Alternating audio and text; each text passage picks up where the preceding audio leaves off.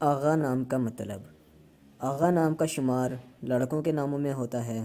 آغا نام کی ابتدائی تاریخ عربی زبان سے نکلتی ہے۔ آغا نام کے افراد کے لیے خوش قسمت نمبر 3 مانا جاتا ہے۔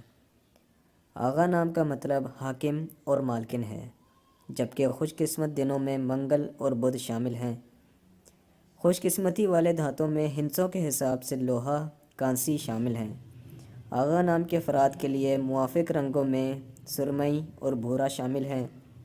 آغا نام کے افراد کے لیے موافق پتھروں میں سنہری پکھراج شامل ہیں۔